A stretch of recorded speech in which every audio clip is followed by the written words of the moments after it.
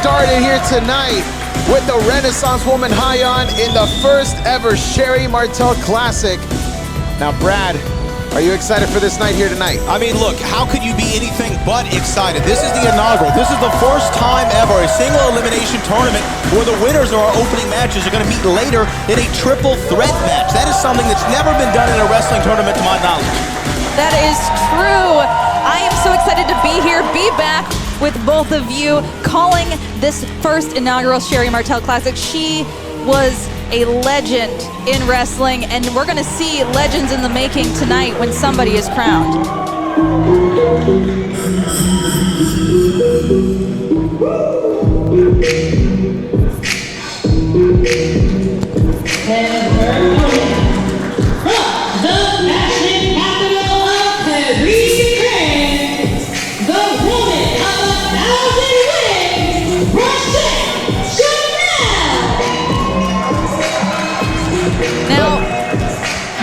You do dress pretty sharp, but we are in the midst of a true fashion icon right now, the fashionista Raché Chanel. You're absolutely right. Look, I can only aspire to reach the levels of fashion that Raché Chanel has done. I mean, look at her. Look at her, like right off of Saks Fifth Avenue into the squared circle here at the Reality of Wrestling.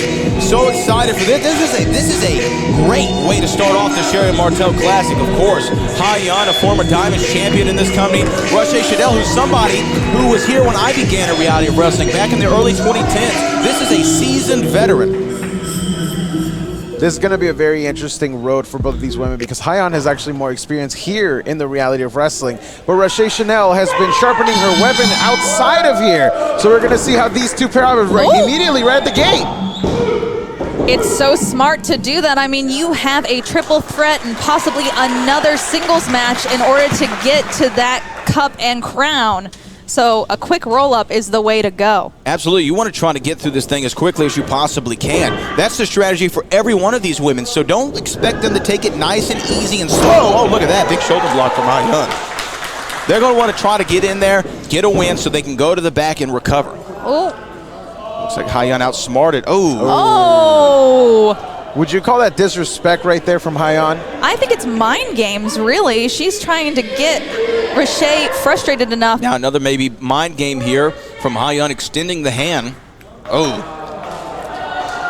Her head itches. Her head itches. She couldn't do it. She couldn't do it. But look at that. I think she's trying to judge her hair into the cover. Oh. And here Raché covering a kick out from Hyan. Hyan has really worked on her craft over the last several years, touring around the entire world, spending a lot of time over in the UK, learning a different style of pro wrestling, and she has adapted to every style well. That's why they call her the Renaissance woman. Oh, yes. Look at that, great counter.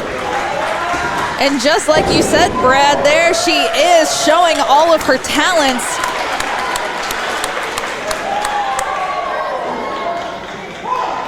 All right, referee Isaac Bouillon starting the 10 count. Again, this is single elimination tournament, so if a count out occurs, Hyan advances in the Sherry Martel Classic. I don't think Raché wants that, but she is going to take that full 10 count and give herself a little bit of a breather. That's a veteran move right there, and so was that. She drew Hyan to her and able to set her up for some innovative offense from Raché Chanel, the veteran. Oh, now look at this. She's going into her bag of tricks, it looks like. There's that comb. Oh, look at that. Some hammer fist right into the spinal column. Giving Hyan a new updo, I guess. Giving her a little bit of a brush out there. She saw some... Just teasing it up a little bit. You know, it's all about volume these days, and look at that. Wow. That's the one thing that I love about Raché Chanel. She is always deceptively strong and always goes into the covers after hits like that. 2, and a kick out at 2.5 from Hyan. Impressive thus far in our opening contest from both women, and you can see an extra sense of urgency, not only to win the match as quickly as possible, but also to be able to be the first woman to win the Sherry Martel Classic and be compared to a legend, as you alluded to earlier, Brittany, like Sherry Martel. Yes, indeed, and I'm really worried about this. As Raché is working on the ankles there of Hyan. If Hyan advances, she might have a problem with her next opponents. Oh, exactly. Look at that. Oh, the boot right to the throat. utilizing all of Isaac Bouillon's 5 count there. Ooh, and the crowd not happy.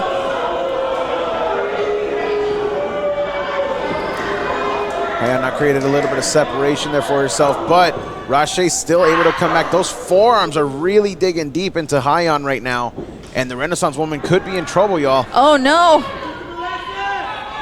Oh, look at that. Oh, but no. Back and forth, they're teetering.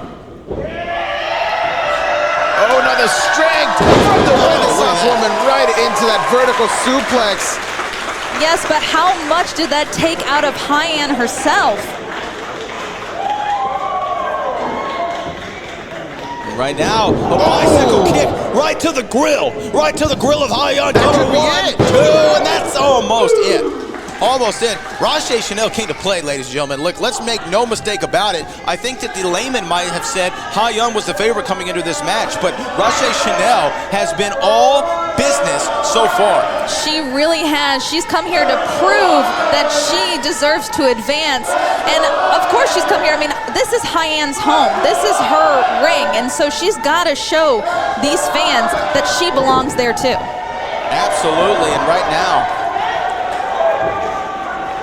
side headlock there from Raché Chanel. Hyan with some elbows battling back of it, but you can already see the heavy breathing right there of Hyan. She is starting to feel a bit winded because she's taking on more offense than perhaps she expected. The only thing that I can say is that this first bout, whoever advances does, oh my goodness, cross body, sending them both to the mat.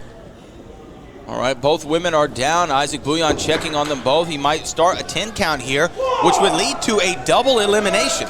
Oh.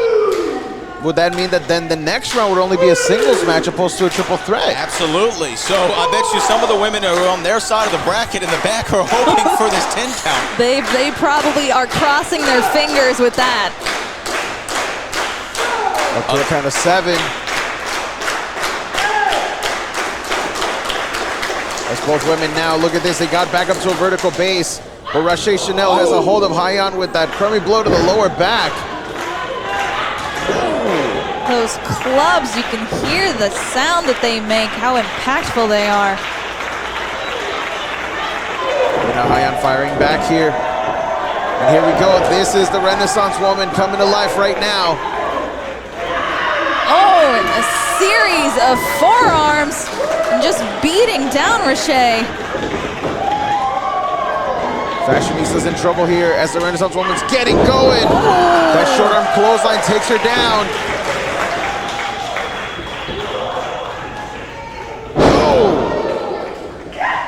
Follows up with that leg drop into the cover here. 1, 2.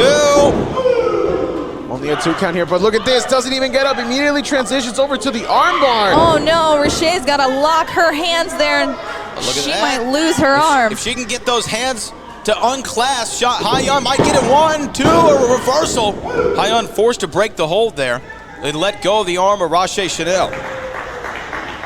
But Hyan is ready. She's going full force, but she runs right into the corner as Raché gets out of it. Oh no.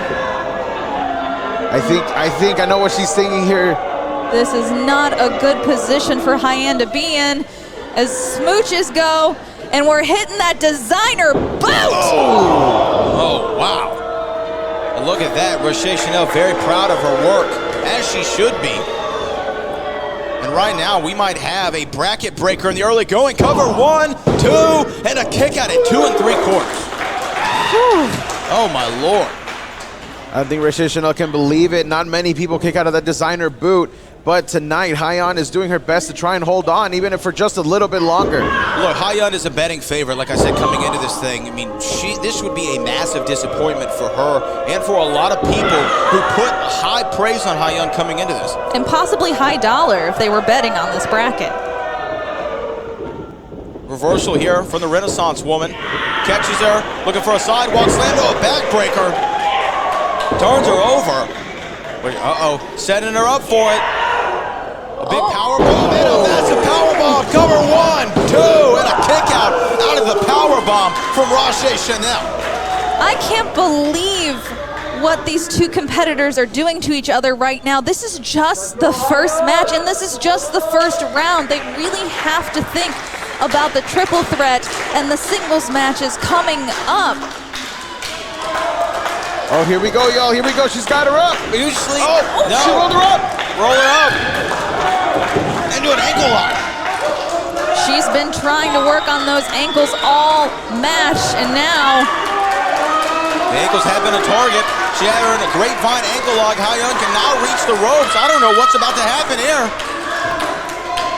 We could be having our first upset here, but Hyan able to reach for those ropes and get a rope break for herself. Raché Chanel uncharacteristically letting the hold go immediately when she had Hyan in a very precarious position. You're right, Brittany. She's been working toward those ankles, making them the object of her affection, for lack of a better term. And right now, let's see how this is going to play out here. Looking for it again. Oh, wait a minute. Wait a minute. Oh, she got caught. She's going to hit it into it. Cover. 1, 2, 3. Hyan advance.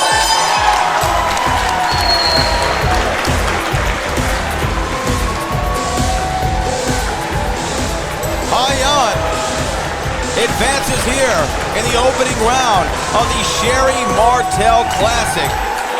And congrats to Hyan, but at what cost? You see her slightly limping a little bit with that ankle.